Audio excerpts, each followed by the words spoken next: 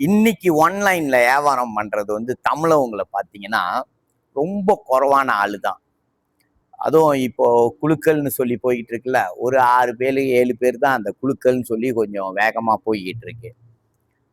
சீன நண்பர்களோ மலாய்க்கார நண்பர்களையும் பார்த்தீங்கன்னா நிறைய பேர் வியாபாரம் பண்றாங்க, ரொம்ப நல்லா வியாபாரம் பண்றாங்க. இந்த மாதிரி குழுக்கள் விஷயங்கள் நிறையவே அவங்கக்குள்ள செய்யறாங்க. நம்ம ஒரு குரோப்போ வாங்கினாலும் சரி, ஒரு கொச்சி சாப்பிட்றதுக்கு வாங்கினா கூட அது உள்ளுக்கு ஒரு சின்ன சீட்டு, குழுக்கள் சீட்டு இருக்கு. அந்த மாதிரி நிறைய கம்பெனிங்க, பெரிய பெரிய கம்பெனிலாம் வந்து குழுக்கள் செய்யறாங்க. இன்னைக்கு நம்ம தமிழர்கள் ஒரு 5-6 பேர் குழுக்கள் செஞ்சு அவங்க ப்ராடக்டை வந்து அறிமுகப்படுத்துறாங்க. இது தவறா அப்படின்னு பார்த்தா தவறே கிடையாது. நீங்க ஒரு 20 வெள்ளி கொடுத்து ஒரு ப்ராடக்டை வாங்குறீங்க, அந்த ப்ராடக்டை வந்து நீங்க பயன்படுத்திட்டீங்க, சாப்பிட்ற பொருளா இருந்தா சாப்பிட்டுட்டீங்க. அப்ப நீங்க கொடுத்த 20 வெள்ளிக்கு உங்களுக்கு அந்த சாப்பாடு கிடைச்சிருச்சு. மேற்கொண்டு அந்த குழுக்கள்ல ஏதாவது பரிசு உங்களுக்கு கிடைச்சிச்சுன்னா அது உங்களுக்கு ஒரு பெரிய லாபம். அவ்வளவுதான், வேற ஒன்றும் இல்லை.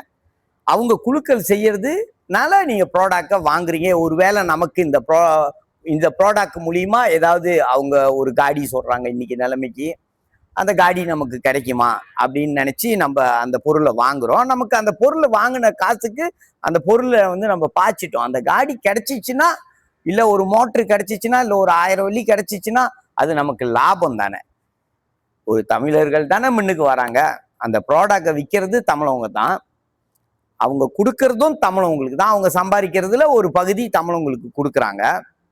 இதுல என்ன நம்ம பொறாமைப்படுறதுக்கு இருக்கு? என்ன கேட்டா இதுல பொறாமைப்படுறதுக்கு ஒன்றும் இல்லை.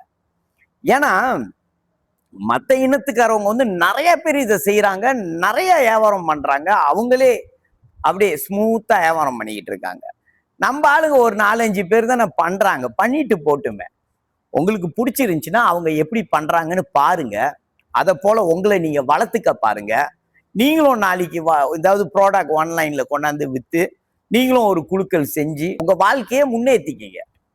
அப்படித்தான் நீங்க வந்து சிந்திக்கணும். ஒருத்தவங்களை பார்த்து பொறாமப்பட்டு நம்ம எதுவுமே நமக்கு கிடைக்க போறது இல்லை.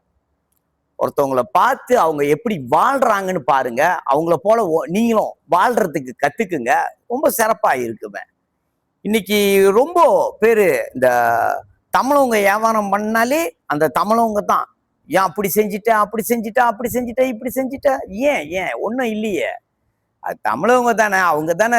சரி, அவங்க சம்பாதிக்கிறாங்கல்ல, அது யாரு முன்னுக்கு வர போறா? ஒரு தமிழவங்க முன்னுக்கு வர போறாங்க வச்சுக்கோங்க. அப்படி மனசுல வச்சுக்கோங்க. நம்ம எவ்வளோ மோசமா இந்த நாட்டுல வந்து அடிபட்டு வேதனைப்பட்டு வாய்ப்புகள் இல்லாம கஷ்டப்பட்டுக்கிட்டு இருக்கோம். இந்த நாட்டுல எங்க போனாலும் நம்மளுக்கான விஷயங்கள் கிடைக்கலையே. அப்போ இவ்வளோ கஷ்டப்பட்டு போராடி நம்ம இந்த நாட்டுல முன்னுக்கு வந்துகிட்டு இருக்கும்போது ஒரு தமிழை முன்னுக்கு வரான்னு சொன்னா ஒண்ணு நீங்க கை கொடுக்கணும், இல்ல அவன் கூட சேர்ந்து நீங்க முன்னுக்கு வரணும், இல்லைன்னா வாயை மூடிக்கிட்டு பேசாம இருக்கணும்.